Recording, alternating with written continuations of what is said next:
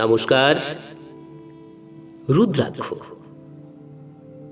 আজকেও আবার সেই রুদ্রাক্ষ নিয়ে চলে এসেছি জানা অজানা পর্বে। আজকের বিষয় রুদ্রাক্ষমালার 108 দানার মহত্ব। আসুন সেই বিষয় নিয়ে আমরা আলোচনায় প্রবেশ করি।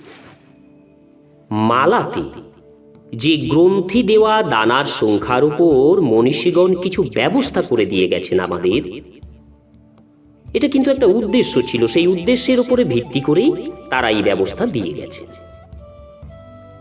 সাধারণ জপ, কণ্ঠে ধারণ এবং সাধারণ অন্যান্য প্রয়োগের জন্য 15, 27 বা 54 দানার মালা তৈরি করার নির্দেশ আছে।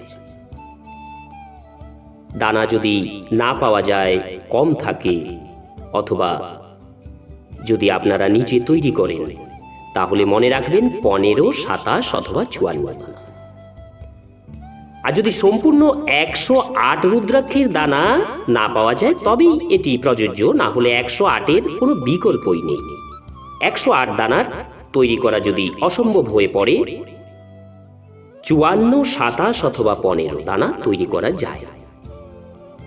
এছাড়া কিন্তু অন্য কোনো সংখ্যা চলবে না, এটা জানবেন, বর্জিত রুদ্রাক্ষের ক্ষেত্রে। অতএব যখন এই মালা নির্মাণ করবেন, তখন কিন্তু 54, 27 অথবা 15 দানার তৈরি করাবেন। যদি 108 না সম্ভব হয়, এই সংখ্যা বা রুদ্রাক্ষ দানা সংগ্রহ করে গ্রন্থি দিয়ে সেই সুতোর দুটি প্রান্ত যুক্ত করতে হবে। ঠিক এই স্থানে একটা বিশিষ্ট দানা সুমেরু গ্রন্থি দিবেন। সুমেরুর অভাবে কিন্তু মালা প্রভাবহীন হয়ে যায়, এটা মনে রাখবেন। দানার সংখ্যা সম্বন্ধে সর্বসম্মতিক্রমে স্বীকার করা হয়েছে যে যেমন ভাবে বা যে উদ্দেশ্যেই মালা তৈরি করা হোক না কেন, তাতে 108টি দানা থাকা বিশেষ দরকার।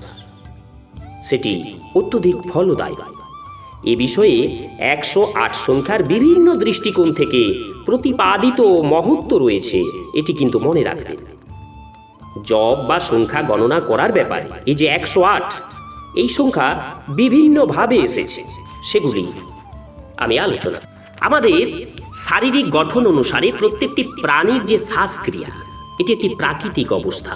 যদি কোনো ব্যক্তি, অর্থাৎ কোনো সুস্থ ব্যক্তি মালা জপ করার সময় শ্বাসগতির অনুকরণ করতে করতে প্রতি শ্বাসে একবার মন্ত্র জপ করে এবং সেই সঙ্গে একটি দানা সরায়, তাহলে 1 ঘন্টার মধ্যে 900 বার, 12 ঘন্টার মধ্যে 10,800 বার জপ হয়ে থাকে।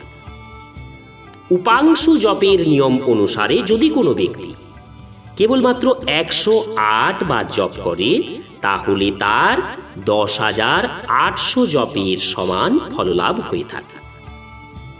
এই অবস্থায় 10,800 সংখ্যা জপ 108 জপে শুদ্ধতা সহকারে পূর্ণতা করার জন্য 108 দানার মালা বিশেষ উপযোগী, অত্যধিক ফলদায়ক। জ্যোতিষশাস্ত্র এবং জ্যোতির্বিজ্ঞান অনুসারে ব্রহ্মাণ্ড স্থিত নক্ষত্র সংখ্যের সংখ্যা হল 27। তাদের সমস্ত চরণও যদি আমরা স্পর্শ করি, 108 বার জপ করতে হবে।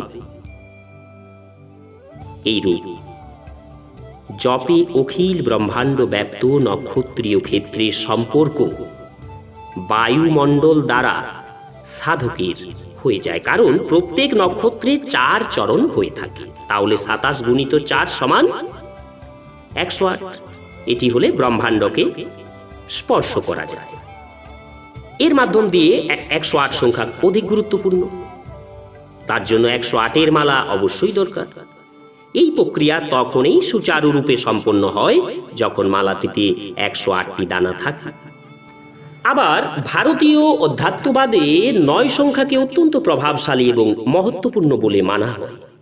বহু পৌরাণিক এবং বৈদিক প্রসঙ্গ অনুসারে এই সংখ্যার সঙ্গে, অর্থাৎ 9 সংখ্যার সঙ্গে গ্রহের সংখ্যা মিলিত আছে। নবগ্রহ, নবার্ণ মন্ত্রও হল 9 সংখ্যা। নবরাত্রির দিন সংখ্যাও 9। শ্রী শ্রী দুর্গার 9টি অবতার বিখ্যাত, নবদুর্গা নামে বিদিত। এখনো অনেক ধার্মিক এবং পৌরাণিক প্রসঙ্গ এমনই আছে যার সংখ্যা 9,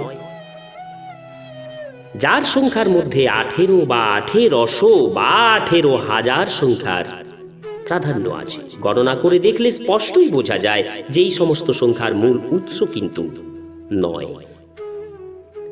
এই সংখ্যা বিস্তারের ফলে এই 108 প্রভাব বিস্তার হয়েছে। এই প্রকার কিছু গাণিতিক সিদ্ধান্তের উপরেই 108 সংখ্যাটিকে শ্রেষ্ঠত্ব হিসাবে রুদ্রাক্ষের দানার সংখ্যা বা অন্যান্য মালার দানার সংখ্যা 108 রাখা হয়েছে। শিবের পূজা, সাধনা, সাত্ত্বিক কামনা পূরণ করার জন্য জপ এবং সাধারণভাবে ধারণ করার জন্য রুদ্রাক্ষ এবং রুদ্রাক্ষ মালা শ্রেষ্ঠ বলা হয়েছে। অর্থাৎ সর্বাধিক মহত্বপূর্ণ গুণসম্পন্ন মালা হল রুদ্রাক্ষ। রুদ্রাক্ষের মালা এতই প্রভাবশালী যে যে কোনো প্রকার সাধনাকে একমাত্র অভিচার ক্রিয়া বা মারণ ক্রিয়া, এই প্রকার যক্ষিণী বা অন্য কোনো দেবী দেবতাগণের উপাসনা ছাড়া এই রুদ্রাক্ষমালার প্রয়োগ করা যায়। লক্ষ্মী, সরস্বতী, গণেশ, রাম, কৃষ্ণ, শিব, বিষ্ণু, নবগ্রহ প্রভৃতি সাধনাতেও রুদ্রাক্ষের মালা পরম ফলদায়ক হয়। মনে রাখবেন, রুদ্রাক্ষমালার শুদ্ধতা বাস্তবিক এবং পূর্ণ হওয়া আবশ্যক।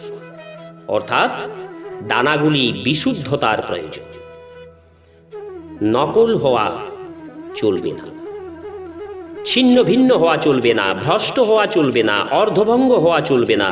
অশুদ্ধ মালার প্রয়োগ কিন্তু খুবই পাপ, সর্বদা বর্জিত। এই প্রকার মালা নিয়ে যদি আপনি খুঁতযুক্ত মালা নেন, অর্থাৎ নকল, ছিন্ন, ভ্রষ্ট, অর্ধভঙ্গ বা অশুদ্ধ মালা নিয়ে যদি আপনি জপ করেন, তাহলে উপকারের পরিবর্তে কিন্তু আপনার অপকারই বেশি হবে। অতএব মালাটি পরীক্ষা করা একান্তই প্রয়োজন। জপ ক্রিয়া সম্পন্ন করার জন্য মালা নির্বাচন খুব সাবধানতা এবং বিচার বিবেচনা পূর্বক কিন্তু করতে হবে। এর জন্য কোনো যোগ্য অথবা বিদ্বান পণ্ডিত অথবা রুদ্রাক্ষ সংক্রান্ত বিষয় নিয়ে যার অধিক জ্ঞান আছে সেই সব ব্যক্তিদের সঙ্গে পরামর্শ করে আপনি মালা জপের পথে হাঁটুন। নমস্কার, আজ এই পর্যন্তই। রুদ্রাক্ষ সংক্রান্ত আবার ভিডিও পেতে যদি আপনারা প্রয়োজন মনে করে থাকেন তাহলে আমাকে কমেন্ট বক্সে জানান। আমি অবশ্যই রুদ্রাক্ষ সংক্রান্ত ভিডিও আপলোড করার চেষ্টা করব। আজ এই পর্যন্তই, আসবো পরের পর্বে। সবাই সুস্থ এবং ভালো থাকুন। নমস্কার, ধন্যবাদ।